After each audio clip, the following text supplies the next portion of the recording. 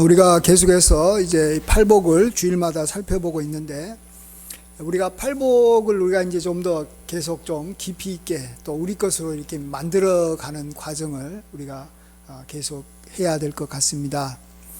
특별히 앞에서 말한 이 계명 같은 내용하고 뒤에서 말한 이 복하고 서로 빨리 이렇게 연결이 돼야지만이 우리가 앞에서 말하는 이 계명을 우리가 즐겁게 행할 수 있습니다.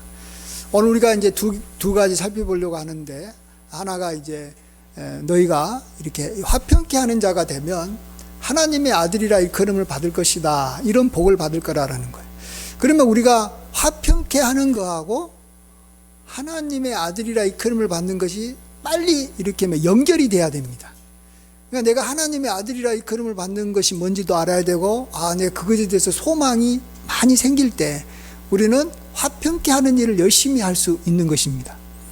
그렇지 않고 그냥 화평케 하는 일을 살아라 그러면 우리가 그걸 모르는 사람이 어디 있어요? 다 화평케 하는 일을 살고 싶지. 누가 싸우고 싶고, 누가 서로 이렇게 다투고, 서로 이렇게 여기 힘들게 관계를 맺는 걸 누가 원하는 사람이 누가 있겠습니까? 아무도 없어요. 그럼에도 불구하고 우리가 화평케 하는 삶을 잘 못 사는 이유는, 화평케 하는 삶을 살아갈 때 주어지는 복이 빨리 이렇게 자기 속에 다가오지 않는 거예요. 그러니까 그냥 자기 마음에 그냥 이렇게 미워하는 사람이 생기게 되면 그냥 멀리하고, 그냥 이렇게 그를 이렇게 가까이 하지 않고 그냥 아무렇게나 지내버리는 것입니다. 자, 그런 의미에서 우리가 이 화평케 하는 자가 받는 이 하나님의 아들이라 일컬음을 받는 이 복은 어떤 거냐 그러면, 하나님의 아들이라 일컬음을 받는다. 이것도 굉장히 추상적인 말 같이 보이지만, 이걸 간단하게 말하면 이 많은 사람들이 그 사람을 이렇게 따르고 그 사람의 이렇게 편이 되어준다, 이런 것입니다. 그리고 많은 사람들이 이렇게 나와 함께 해주면 그 사람에게 자연적으로 주어지는 게 뭐냐 그러면 권세라는 것이 주어지는 것입니다. 많은 사람들이 그 사람을 이렇게 밀어주면 그 사람이 뭐가 됩니까? 투표를 할 때 그 사람이 당선되는 거예요. 당선된다라는 것은 그 사람이 뭔가 장이 된다라는 거예요. 이렇게 반장이 될 수 있고, 시장이 될 수 있고, 국회의원이 될 수 있고, 대통령이 될 수 있다라는 거예요. 근데 이렇게 많은 사람들이 밀어줘가지고 자기가 권세를 얻게 돼도, 또 사람들이 그 사람을 이제 멀리하고 그 사람을 지지하지 않고 그 사람에 대해 대항하면 그 사람의 권위와 권세가 떨어지는 것입니다. 이런 의미에서 하나님의 아들이라고 하는 것은 일종의 많은 사람들이 지지해주는 권세를 얻는다, 이렇게 볼 수 있습니다. 또 한 가지, 또 이 하나님의 아들이라고 하는 것은 누구의 아들이다라고 하는 것은 그 자체가 또한 권세가 됩니다. 지금은 사실 누구의 아들이라는 것이 옛날에 비해서 그렇게 큰 이렇게 힘이 없어요. 그래도 역시 누구의 아들이라는 것은 굉장히 힘이 있는 것은 마찬가지입니다. 옛날에 이미 황제를 뭐라고 표현했냐 그러면 천자라고 했어요. 옥황상제, 하늘의 아들이다. 똑같은 사람인데, 너나 나나 똑같은 사람인데 왜 너가 왕이 되고 이 황제가 되냐, 이렇게 사람들이 여기 이의를 제기할 거 아닙니까? 이럴 때, 야, 나는 천자야, 나는 하늘에서 옥황상제의 아들이야, 이런 식으로 말을 함으로써 그것이 사람들이 자기가 이렇게 권세를 부리는데 여기 써먹는 거예요. 옛날에도 이렇게 너가 왜 왕이 되냐 그러면, 나는 우리 아버지가 왕이었는데, 우리 아버지 아들이기 때문에, 왕인 아버지 아들이기 때문에 내가 왕이 될 거야. 그러면 사람들이 다 인정해 주는 거예요. 근데 요즘에는 이제 신분이 가장 강한 게 아니기 때문에. 그러면 요즘에도 어떤 대기업의 2세가 내가 그 회사를 내가 이게 경영하겠다 그러면 사람들이 그러겠지, 이렇게 생각하는 거예요. 그래서 많은 걸 자기가 이렇게 상속해 가지고 권위를 얻는 것입니다. 자, 우리가 예수님을 보고 하나님의 아들이라고 이렇게 표현합니다. 하나님의 아들 예수 그리스도. 자, 그럼 여기서 왜 하나님의 아들이라고 했느냐? 여기에 가장 큰 권세를 갖고 있는 분이 하나님이에요. 그렇죠? 우리는 다 그건 인정해요. 하나님이 가장 큰 권세를 갖고 있다. 근데 예수님은 우리와 똑같은 육신을 입고 있는 사람일 때 우리가 부르는 것이 예수님이라고 그러는 거죠. 그렇죠? 우리와 같이 이 땅에서 33년 동안 육신을 입고 살았을 때의 그러한 예수님을 보고 우리는 예수님이라고 말하는데, 너도 육신을 갖고 있고 나도 육신을 갖고, 니도 사람이고 나도 사람인데 왜 너가 우리보다 더 높고 내가 너를 믿어야 되고 뭐 너를 이렇게 그리스도라고 고백해야 되고 너가 왜 우리의 구주냐 이렇게 말할 때, 나는 하나님의 아들이기 때문에 그렇다 이렇게 말하면, 하나님의 아들이니까 나와 같은 육신을 갖고 있었어도 내가 존경하고 믿고 따라야 될 분이구나 이렇게 생각한다라는 것입니다. 예. 물론 예수님은 하나님의 본체시고 하나님이시지만, 이제 지금은 하나님 보좌 우편에 앉아 계셔서 그 자체로서 권위를 갖고 있지만, 또 그분이 하늘에서 내려와 가지고 우리를 구원하려고 우리가 이제 이미 육신을 입은 것을 우리는 믿지만, 어쨌든 간에 육신을 입은 사람으로 살았을 때도 이렇게 권세를 가지고 우리가 그를 믿고 따랐던 것은 하나님의 아들이라고 우리가 믿고 이렇게 있기 때문에, 여기기 때문에 권세가 주어지는 것입니다. 자, 그런 의미에서 보세요. 우리가 화평케 하는 사람으로 살면 당연히 하나님의 아들이라는 권세가 자동적으로 따라온다는 것이 빨리 머릿속에 들어와야 됩니다. 자, 누가 권세를 갖는다고요? 누가 힘이 있다고요? 하나님의 아들이라 이끌어 맞는 사람이 권세가 있죠. 근데 화평케 하는 거하고 바로 연결시키면 이런 겁니다. 내가 누구하고 화평하게 잘 지내는 거예요. 그하고 잘 지내. 그러면 그 사람이 내가 뭐 이렇게 여기 어떤 저기 선거에 나갈 때 그 사람이 나를 찍어주겠죠. 예. 내가 뭔가 이렇게 도움이 필요할 때 그 사람이 나를 이렇게 밀어주겠죠. 내가 무슨 일을 하려고 할 때 그가 나를 지원해 주겠죠. 그러면 나는 당연히 권세가 주어지는 겁니다. 그런 의미에서 화평케 하는 자에게는 하나님의 아들이라고 하는 권세와 힘이 주어지는 것이고, 내가 많은 사람들하고 화평하게 지내지 못하고 그냥 막 싸우고 그 사람하고 뭐 서로 막 원수직 짓고 그 사람에 대해서 막 이렇게 막 안 좋은 소리를 서로 하고 지내고 있었어요. 자, 그럴 때 내가 뭔 일을 하려고 하면 그 사람이 동의합니다, 그 사람의 말이 맞습니다 이렇게 해줄 것 같아요? 전혀 그렇지 않죠. 그 사람하고 나하고 서로 관계가 안 좋기 때문에 내가 뭔 일을 하려면 뒤에서 막 태클 거는 거예요. 그 사람의 말이 틀렸어. 그 사람이 이렇게 우리가 하고자 하는 이 일과 아무런 상관이 없는 사람이야. 그 사람을 세우면 안 돼. 자꾸 반대하는 거예요. 그렇게 되면 나는 당연히 살아가는데 힘이 없고 권위가 없는 거예요. 여러분이 가정에서도 우리가 정말 하나님의 아들이라 일컫는 권세 있는 사람이 되려면 천상 누구의 지지가 필요합니까? 자녀의 지지가 필요한 거예요. 그래서 자녀가 누구하고 화목하게 지냈냐에 따라서 아버지하고 화목하게 지내면 아버지의 권위가 올라가는 것이고, 어머니하고 자녀가 화목하게 지내면 그 집에서는 어머니의 권위가 올라가는 거예요. 그렇죠? 그러니까 우리가 어디에 있든지 뭐 누구하고 지내든 간에 화목하게 지내게 되면 당연히 그 사람은 많은 사람들이 밀어주고 이렇게 해줘가지고 권세가 올라가는 것이고, 화목하게 안 지내면 자기가 아무리 능력이 많든 똑똑하든 또 뭐 내가 뭐 그 집단을 위해서 희생하고 뭐 엄청난 지도력을 발휘했던 상관없습니다. 그 사람은 권위가 떨어지는 거예요. 왜? 그를 따르는 사람들이 없어지니까 힘이 빠지는 거예요. 자, 이런 면에서 우리가 화평케 하는 자는 복이 있나니 그들은 하나님의 아들이라 일컬음을 받을 것이요. 이게 빨리 우리가 이렇게 연결을 시킬 줄 알아야 됩니다. 그럴 때 우리는 화평케 하는 자로 우리가 살아가게 될 줄 믿습니다. 아멘. 자, 이럴 때 이제 우리가 이 화평케 하는 자가 누구냐 또 이제 생각해 보면, 우리가 이제 보통 화평케 하는 자를 이제 떠오를 때는 나하고 상관없이 어떤 사람들이 둘이 싸우려고 하면 내가 이제 중지자가 돼가지고 야, 싸우지 말고 이렇게 서로 이렇게 평화 협정을 맺고 잘 지내라 이렇게 말한, 즉 피스메이커를 우리는 화평케 하는 자라고 생각하기 쉽습니다. 근데 여기서는 그것도 물론 포함되지만, 팔복에서 말하는 화평케 하는 자가 그것도 되지만, 이거보다는 내 자신과 연관해서 화평케 하는 자를 생각하는 게 더 맞다고 생각합니다. 누군가가 나에게 시비를 걸어오는 거예요. 누군가가 나에게 마음을 아프게 하는 거예요. 나를 대적하는 거예요. 이럴 때 내가 그하고 화평케 하려고 힘쓰는 거예요. 생각해 보세요. 그가 나에게 대적이 되려고 할 때 내가 그하고 화평하지 않으면 그는 나에게 끝까지 대적이 되는 자이기 때문에 난 하나님의 아들에게 그를 받지 못하는 거예요.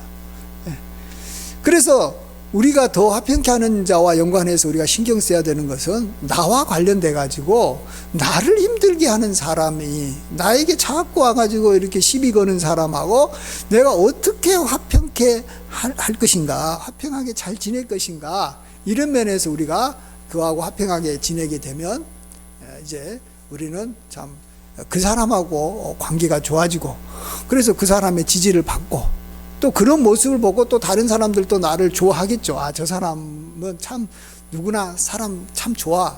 그 사람은 저기 잘 지내는 사람이야. 이렇게 이제 소문이 나게 되면 사람들이 그를 이렇게 따르고 그하고 함께 뭔가 도움을 주고받으면서 협력하면서 잘 지내게 되는 것입니다. 자, 이것을 우리가 구체적으로 우리가 오늘 이제 다윗을 통해서 이제 생각해 보겠습니다. 다윗에게 있어서 이 자기가 참 마음에 이 힘들게 했던 사람이 있습니다.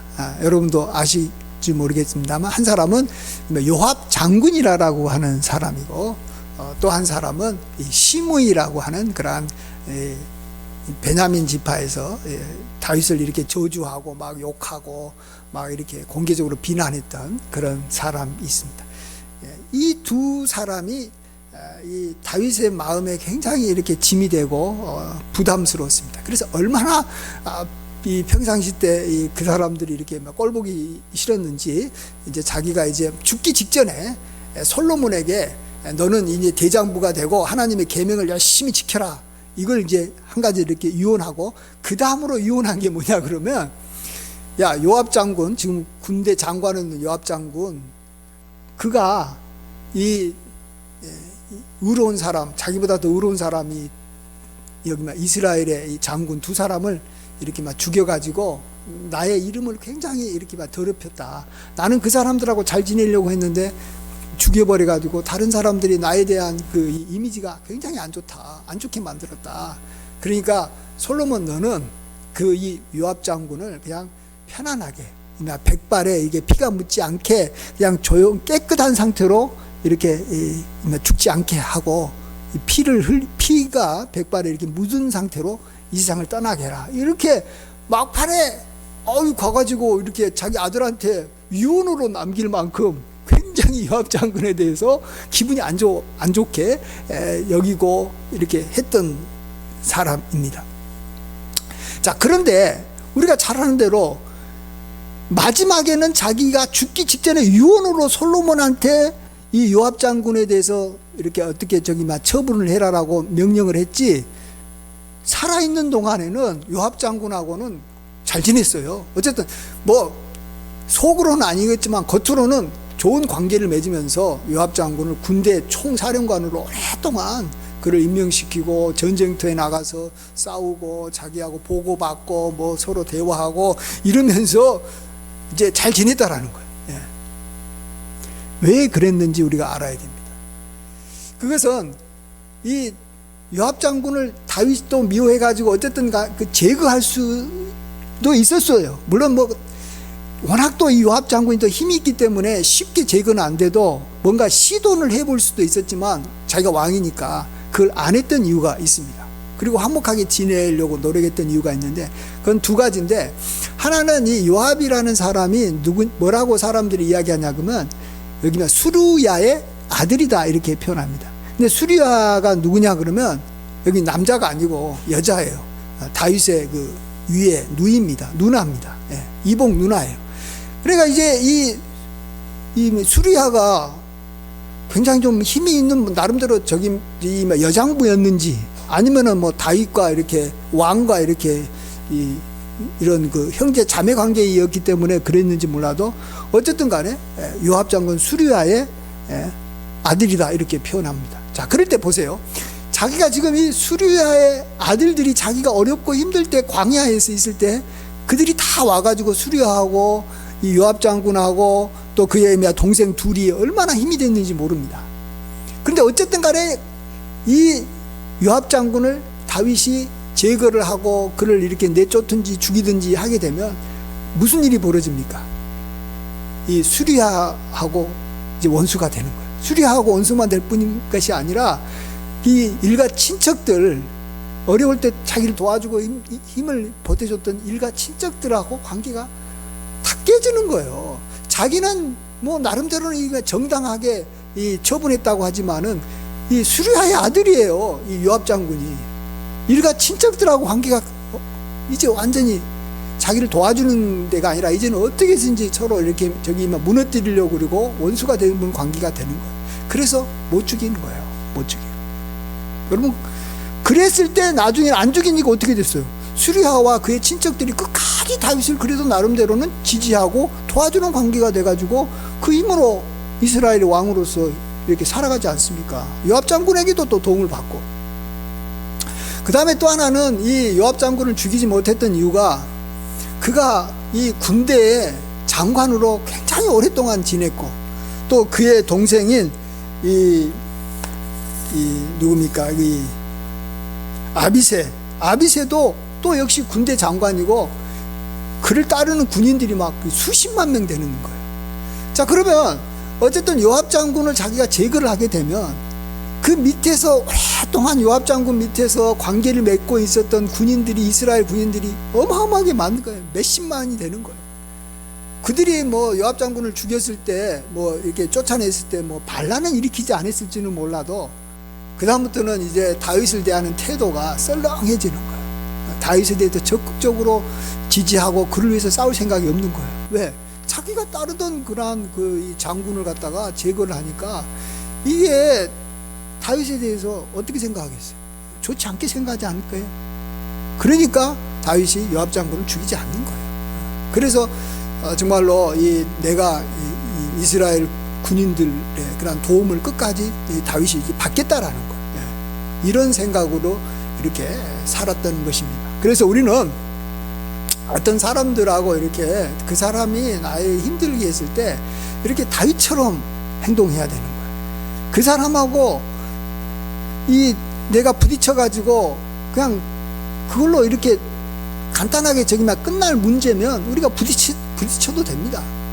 그렇지만 부딪혀가지고 문제가 생기면 그걸로 인한 파급 효과가 너무 많은 사람인 경우에는 그냥 그하고 화평하게 지내야 됩니다. 참고 화평하게 지내다가 나중에 이제 솔로몬은 이 요압 장군하고 이제 이해관계가 없어지잖아요. 이제 이미 수리아도 다 죽었을 것이고 뭐 이게 친척 도움을 많이 받을 필요도 없을 것이고 또 이스라엘 군대하고도 그렇게 큰 이제 갈등이 그를 제거하더라도 갈등이 생기지 않는 상황이 되니까 자기 아들한테 그 일을 하도록 이렇게 되게 넘겨준 것입니다. 네.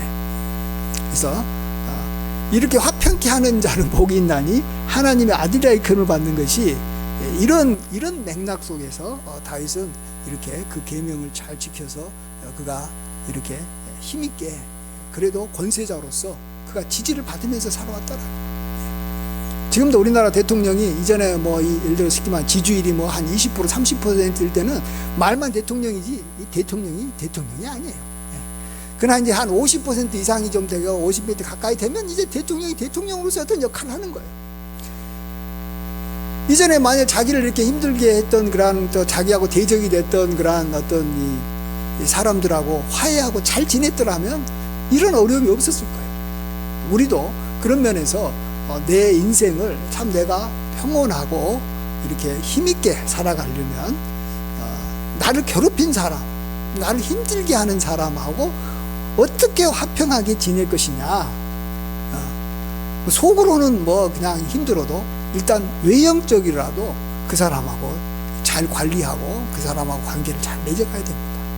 그래야지만이 우리는 하나님의 아들이라 일컬음을 받는 그러한 이 권세를 일평생 우리가 누리면서 사는 것입니다.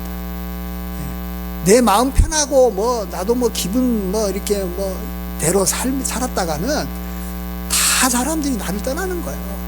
다 떠나는 거예요. 그래서 나중에 외로워지고 아무도 내 곁에 없게 되는 거예요. 우리는 그래서는 안 되는 것입니다. 그 다음에 하나 더 생각을 해보고 마지막 이제 다윗과 연관해서 마지막 팔복 복은 뭐냐면 의를 위하여 박해를 받는 자가 받는 복, 즉 천국이 임하는 복입니다. 이제 이 말씀도 이제 우리가 이제 계명과 복을 서로 이렇게 연결시키는 것도 중요하겠습니다. 나중에 생각해보고 먼저 우리가 그냥 앞에 있는 계명부터 좀 생각해보면 의를 위하여 살아가면 박해를 받는다. 이게 우리가 먼저 좀 이해를 해야 됩니다. 여러분, 의라는 것은 좋은 것입니다. 그래서 일반적으로는 의를 위해서 내가 살면 사람들로부터 칭찬을 받습니다. 여러분, 내가 하는 일이 칭찬을 받는 것이 의가일 가능성이 많지, 사람들로부터 막 욕 듣고 비난받고 그런 것을 내가 행할 때 이게 내가 하는 게 옳은가? 이렇게 생각을 좀 해봐야 됩니다. 그렇죠? 근데 그렇지만은 어떤 경우에는, 특별한 경우에는 내가 의를 행하는 것으로 인해서 박해를 받을 수 있는 경우도 온다라는 것입니다. 어떤 경우냐? 우리가 이제 하나님의 말씀을 우리가 이제 지키고 행할 때, 그럴 때는 특별히 그 하나님의 말씀을 모르고 하나님을 무시하는 사람들로부터 우리가 박해를 받을 수가 있습니다. 그렇죠? 이랬을 때 우리가 의를 행해서 박해를 받게 되면 우리는 고통스럽죠. 그러니까 우리가 그것이 의라는 걸 알아도 우리는 박해를 받는 의를 행하려고 하면 부담이 되는 거예요. 그래서 우리 의를 행하지 않는 거예요. 우리가 어떤 의를 행하려고 할 때 그걸로 인해서 우리가 칭찬을 받고 격려를 받고 상을 받을 거라 생각하면 그 의를 행하겠죠. 그러면 우리도 좋고 다 좋고 좋은 거죠. 그래서 하나님께서는 어떻게 하신다고요? 박해를 받을 만한 의를 행하게 되면 사람들이 너를 욕하더라도 내가 상을 줄게. 내가 너에게 천국 임하게 해줄게. 천국이라는 건 뭐라고요? 상 중에서 최고의 상, 이렇게 생각하시면 돼요. 이렇게 천국이라는 것은 여기면 나라잖아요. 전에도 말씀드렸지만 좋은 것이 다 있는 나라, 사랑의 나라, 평화의 나라, 또 의로운 나라, 또 뭐 풍성한 나라, 정말로 이렇게 참 아름다운, 그게 천국이에요. 그것을 내가 너희한테 주겠다는 거예요. 그러니까 결국은 뭐예요? 의를 행하게 되면 상을 받는다, 이 개념을 갖고 있어야 됩니다. 여러분, 근데 사람한테 상을 받는 게 좋아요? 하나님 앞에 상을 받는 게 어느 상이 더 클 것 같아요? 하나님이죠. 그러니까 여러분이 기왕이면 의를 행할 때 사람으로부터 칭찬받을 것 같은 의를 행하는 것도 괜찮아요. 이걸 하면 내가 교회 청소를 열심히 한다. 그럼 교인들이 좋아하겠지. 그러면 나는 이거 해야 되겠다 하는 것도 좋지만, 그렇지 않고 내가 뭐 교회에서 이렇게 청소를 한다, 똑같은 청소를 한다 할지라도 청소를 하게 되면 우리 부모님이 나를 싫어할 것 같고, 나의 남편이 막 나를 갖다가 이게 왜 교회에서 시간 많이 보내냐 하면서 나를 갖다가 이렇게 괴롭힐 것 같다. 그러면 그걸 행하는, 그런 상황에서 행하는 게 좋아요. 왜? 하나님이 상을 주시니까. 그러니까 같은 교회를 다니더라도 핍박을 받으면서 교회를 다니는 사람과 교회 다니는 것 때문에 칭찬을 받으면서 교회 다니는 사람, 나중에는 하나님이 누구에게 상을 더 많이 주냐?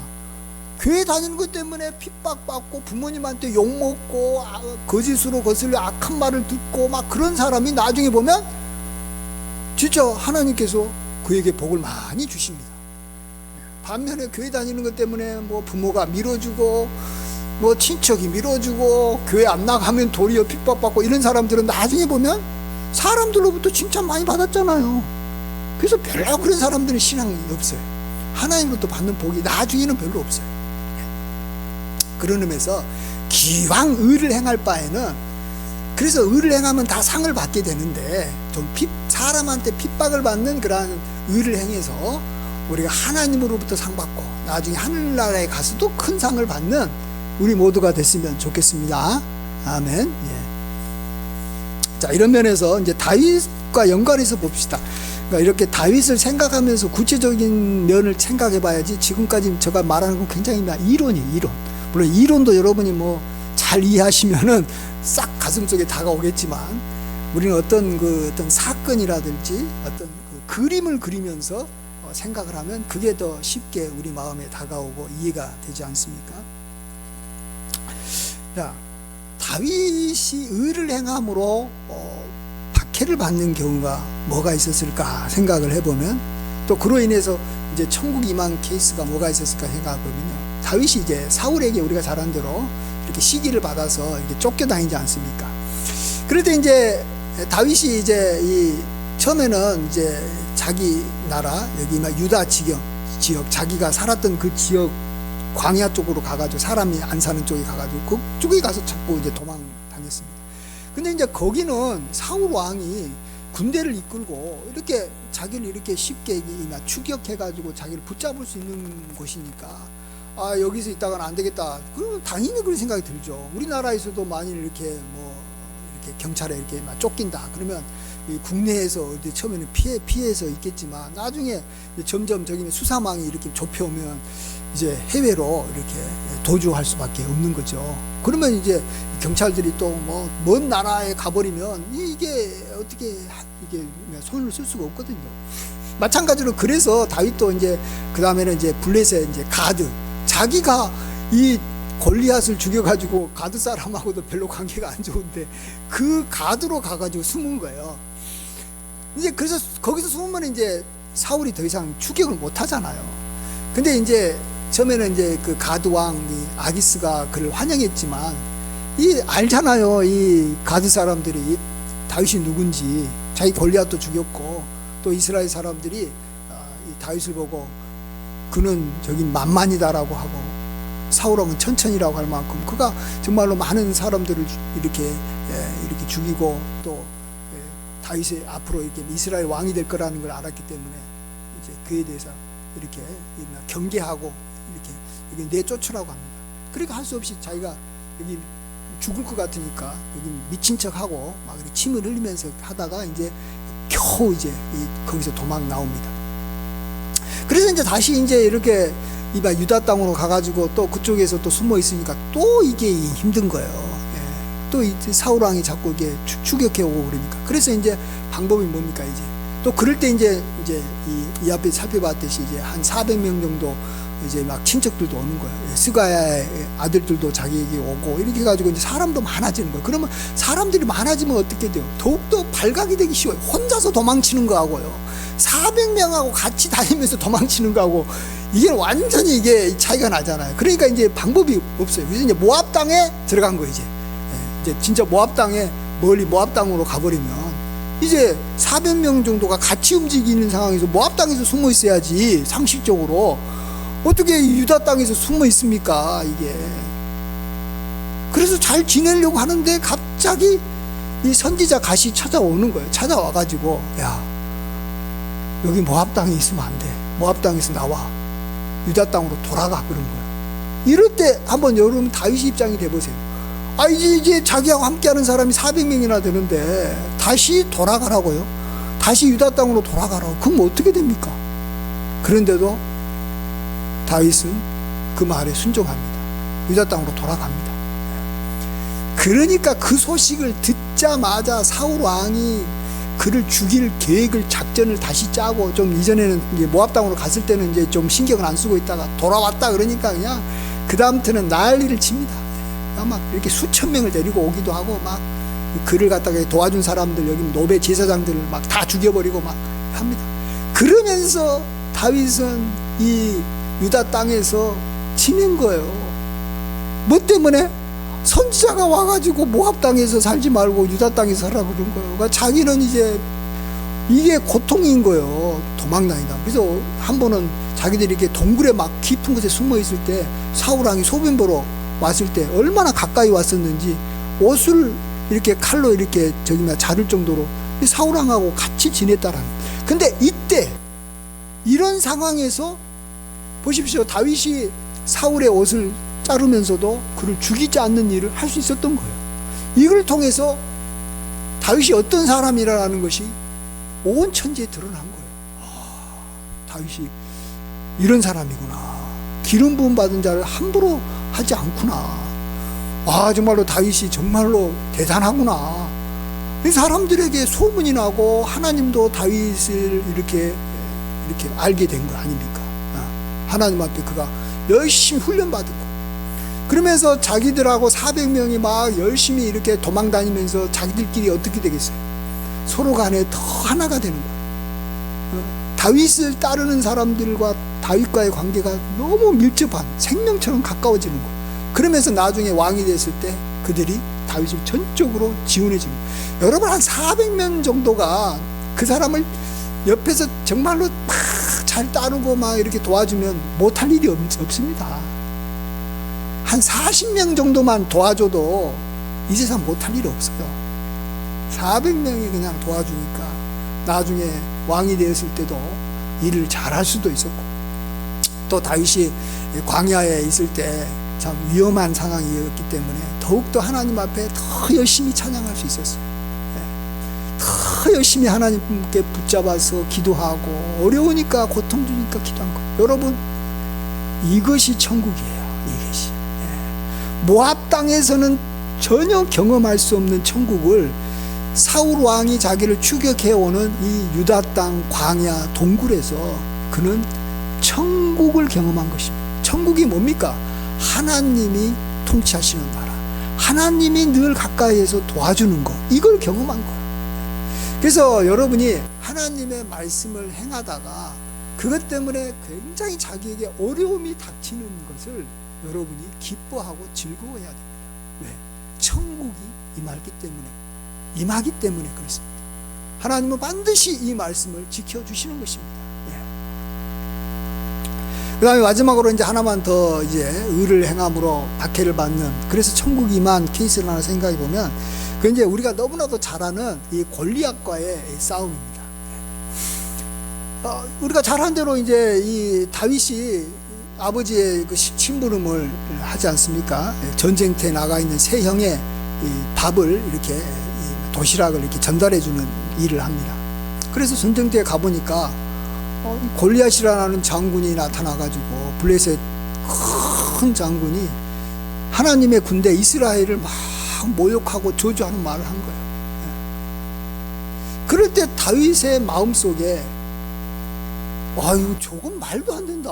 어떻게 할례받지 못한 이방인이 이렇게 거룩한 하나님의 백성 군대를 이렇게 모욕하는 말이냐 하냐, 또 이걸 가만히 놔두냐? 안 된다라는 거. 자, 이러한 음성이 자기 속에서 들렸어요. 자, 근데 문제는 뭡니까? 이걸 가지고 자기가 나가서 그러면 골리앗과 싸우면 자기는 어떻게 될 수 있어요?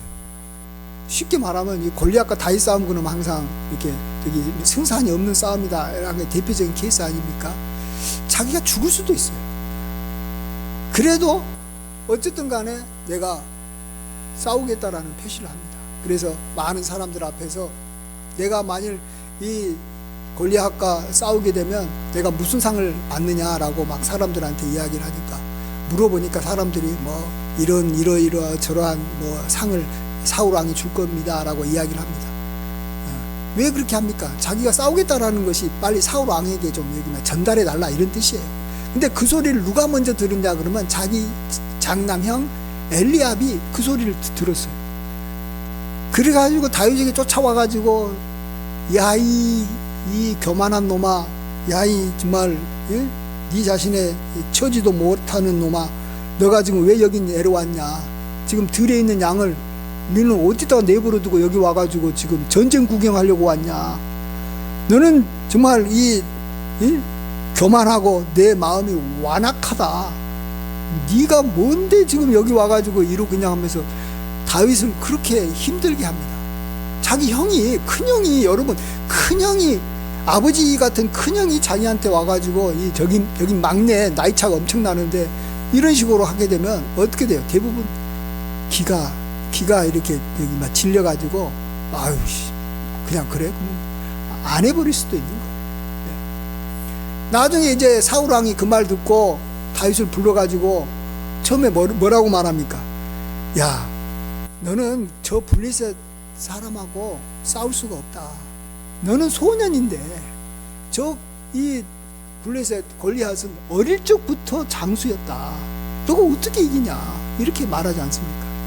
그럼에도 불구하고 다윗은 그렇지 않다. 나는 이 들판에 있을 때 여기 양을 칠 때 곰이나 사자가 자기한테 달려들어도 나는 사자 수염 잡고 죽인 적도 있고 곰도 죽이고 이렇게 새끼를 물고 가면 내가 쫓아가 가지고 그 새끼를 다시 이렇게 뺏어온 경험도 있기 때문에 나 싸우겠다라고 이제 구체적으로 자기의 어떤 그 실력을 보여줄 때 사울왕이 그때서야, 원래는 허락할 생각이 없이 불렀다가 그 말이 좀 굴뚝돼 보이니까 싸우도록 허락해 준 거 아닙니까?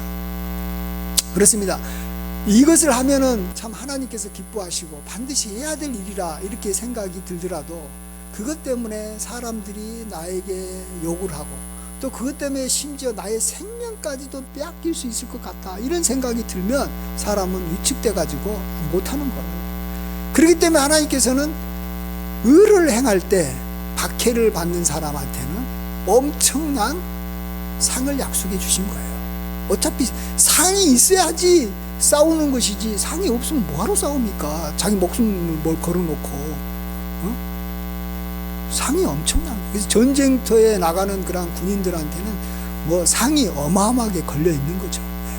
특별히 자기 나라 이렇게 군대가 이렇게 전쟁하는데 몇 명 없으면 이제 외국 군대라도 이제 동원해야 될 판에는 저기 용병을 살 때는 엄청난 돈을 줘야 됩니다. 엄청난, 그래야지 자기 목숨을 걸고 싸우죠. 그렇기 때문에 하나님께서는 다윗에게 엄청난 축복을 주지 않습니까? 그가 이제 돌을 준비해 가지고 이렇게 골리앗과 싸우러 가가지고 이렇게 던진 이 첫 번째 돌에 그냥 이마가 맞아가지고, 그것도 이마가 막 깨져가지고 그걸로 이렇게 쓰러져 죽게 하지 않습니까? 하나님께서 하시는 거예요. 다윗이 생각했을 때는 5개 중에 하나 정도는 맞겠다. 그리고 맞더라도 이렇게 머리는 안 맞고 다른 데 맞아가지고 조금 이렇게 좀 힘을 빠지게 하겠다, 이렇게 생각해서 5개를 준비한 거예요. 근데 하나님은 그냥 첫 발부터 그냥 확실하게 그를 제압하게 만들어 죽이게 만들어 버리지 않습니까? 그 다음에 이걸로 인해서 정말 이 천국이 임한 거예요. 천국은 뭡니까? 싸움이 없는 곳이에요. 천국은 평화로운 곳이에요. 이걸로 인해서 바로 다윗도 이제 이런 이 싸움을 더 이상 할 필요 없게 돼버리고 다 바로 도망가니까 평화가 임하지 않습니까? 또 천국은 뭡니까? 이렇게 여기 풍성한 거예요. 이것 때문에 다윗은 이렇게 저기 왕궁에 불려가가지고 그곳에서 일하고 또 나중에 이렇게 부마가 될 수 있고 또 물질도 얻고, 또 여기서 또 중요한 하나의 천국이 임하는데 그게 뭐냐 그러면 이 소식을 듣고 이것을 현장에서 봤던 사울의 이 아들 요나단이 그 마음이 다윗과 완전히 그냥 하나가 된 거예요. 완전히 다윗에게 이렇게 매료된 거예요. 그래서 다윗을 볼 때 어떻게 하냐면 자기 생명처럼 사랑하게 됐다, 이렇게 표현합니다.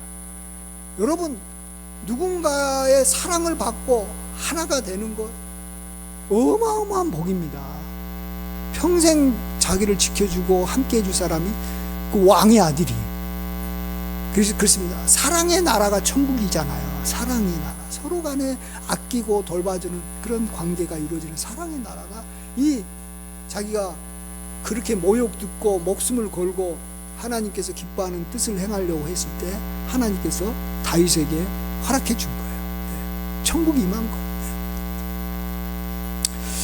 그렇습니다. 정말로 우리가 이렇게 정말 다윗처럼 우리가 화평케 하는 일을 한다면 우리를 괴롭히는 사람하고 우리에게는 하나님의 아들이라는 큰 권세가 주어지는 것입니다. 그리고 우리가 기왕 의를 행하더라도 박해를 받는 일을 행하게 되면 하나님의 상, 천국이 임하게 되는 것입니다. 이것이 얼마나 복된 삶, 행복한 삶입니까? 이러한 삶을 우리가 다윗처럼 살아가시는 우리 모두가 되기를 간절히 축원드립니다. 기도하겠습니다. 아버지 하나님, 참으로 우리가 다윗처럼 살아가기를 원합니다. 다윗이 받았던 복이 크고 참으로 많았기에 다윗이 얼마나 이 땅에서 행복하고 또 많은 사람들에게 복을 끼치는 아름다운 삶을 살았는지 모릅니다. 우리도 그렇게 살 수 있도록 은혜 베풀어 주시옵소서. 예수님의 귀하신 이름으로 기도하옵나이다. 아멘.